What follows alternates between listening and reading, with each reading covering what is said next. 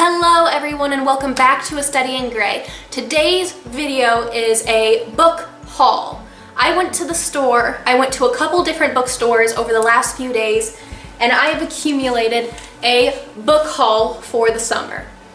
I'm super excited about all these books and I can't wait to show you what I bought and tell you all about the books. I haven't read any of these yet, but I'm going to tell you what they're about, why I purchased them, and give you guys a little bit of feedback. So let's get started. The first book is How to Stop Time by Matt Haig. This book, I actually bought the autographed copy, which I was super excited about. Books A Million does carry some autographed books, and so I bought one of them. And this book retails for $26. And some of the reviews describe it as compelling, that the author has empathy for the human condition, and that he uses words like a tin opener. We are the tin. That's an interesting one. And overall, this book is about Tom Hazard, who has a dangerous secret. He may look like an ordinary 41-year-old, but owing a rare condition, he's been alive for centuries. Tom has lived history performing with Shakespeare, exploring the high seas with Captain Cook, and sharing cocktails with Fitzgerald. Now, he just wants an ordinary life. So Tom moves back to London, his old home, to become a high school history teacher, the perfect job for someone who has witnessed the city's history firsthand. Better yet, a captivating French teacher at his school seems fascinated by him. But the Albatross Society, the secret group that protects people like Tom, has one rule: never fall in love. And so obviously this book has that as a main component, which I love romance novels. And basically this book is about Tom, who is a time traveler and has lived throughout time, and he can't fall in love, and of course he does. And that whole concept really interests me, and the concept of forbidden love always has been an intriguing topic for me. And after reading the inside cover, I was extremely intrigued to see how the story unfolds, see what obstacles they have, see what subplots occur, and of course see what happens to the lovely couple in the end. And I'd love to see how stopping time plays into the novel, because that's the title of the book, and I'm really interested to see how that plays out. Is it just a play on love being like a stop time, or is there more to it? Is there a literal meaning that has to do with the Albatross Society? So I'm very curious about this book, and that is why I purchased it, is because it piqued my interest and it piqued my curiosity. The next book is again a signed copy, because Books A Million does sell several signed copies, and this book retails for $28.99, and it is by Jodi Picoult. And she is a New York Times bestselling author. I have read a few of her other books, and they are phenomenal.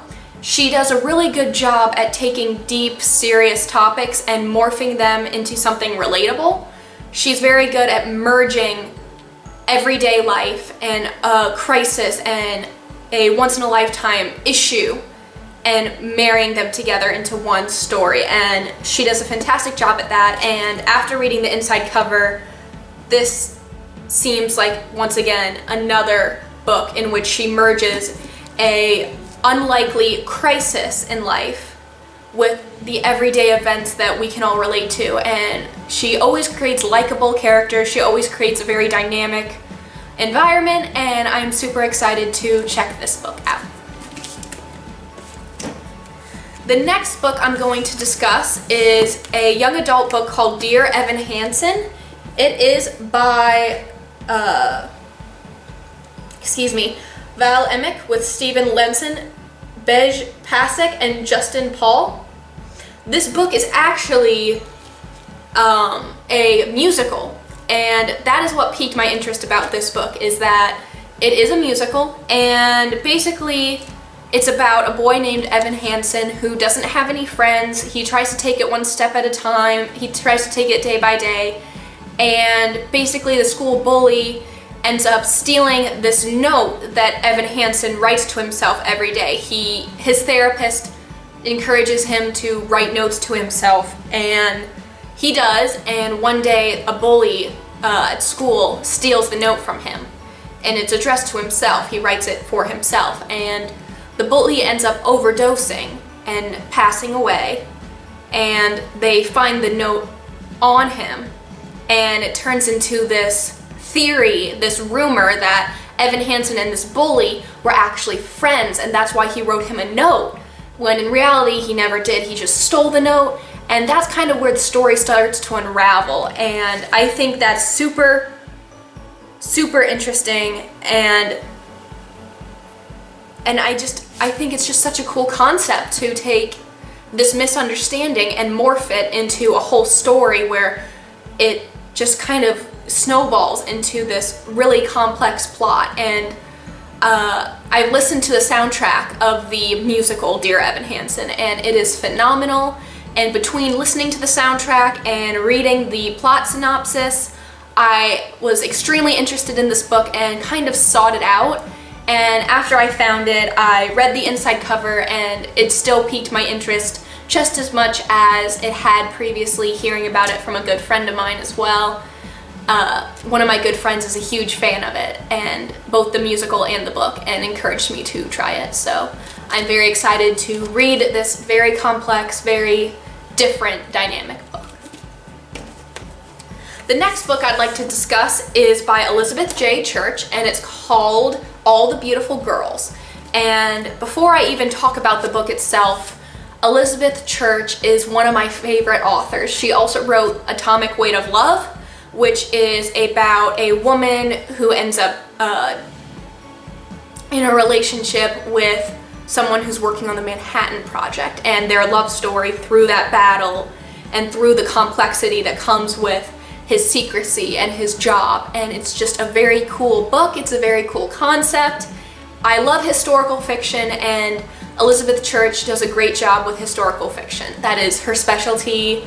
It is something that she is phenomenal at, and I've always enjoyed her writing style. It's very descriptive, very detailed, and always paints a beautiful picture in your mind. And I'm excited to read her second book, that is All the Beautiful Girls, which is again historical fiction. This one is about the glamour of the 1960s Las Vegas, and Lily Decker, the main character, and her journey through life, her journey and struggles through life as a woman. I have not read this book yet, but I've read a lot of great things about it, and I already love the author, and I think I'm gonna like this as well because I already enjoy her work.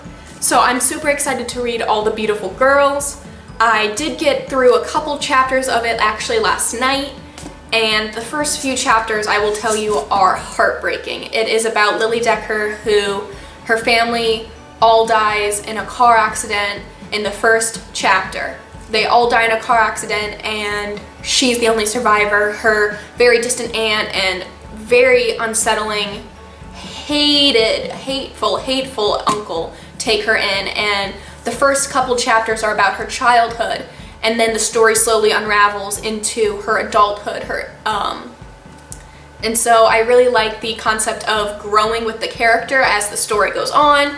The writing, I'm sure, will be exquisite, and I think it's just a really cool, unique concept, and it's a time period that I feel like whenever you read something about the 1960s in that time period, there are certain topics that you read about, like the civil rights movement. Very rarely do you see a book that is taking place in that time period that is focused on women's struggles and issues with women and their battles through inequality, their battles through oppression, and their battles through just everyday life. And I just think that's such a cool concept, and I admire her femininity, I admire her strength and her creativity, and I'm super excited to read Elizabeth Church's novel, All the Beautiful Girls. And lastly, the last book I bought is by another favorite author of mine. It is her second book, called A Fierce Radiance, and this is her third book. She wrote The City of Light, and then she also wrote And After the Fire, and I am so excited to read this book. It is also historical fiction. This one takes place around Pearl Harbor, and I adore Lauren Belfer and her writing style.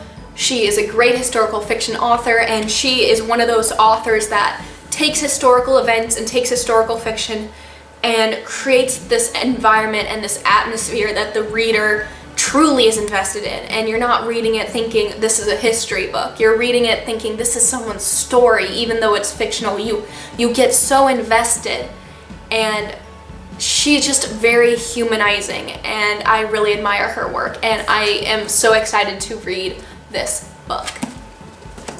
So that is my book haul from Barnes & Noble and Books A Million. I went to both and I bought some at each, and I am so excited to read all these books. I'm hoping to do a book talk, bookshelf video on several of these, if not all of them, and let you guys know what I think of them once I've read them. I'm super excited to read them, and thank you so much for watching. I hope you enjoyed this video. Please remember to like, subscribe, and leave a comment. It would mean so much to me, and let me know what you guys want to see next. Thanks so much.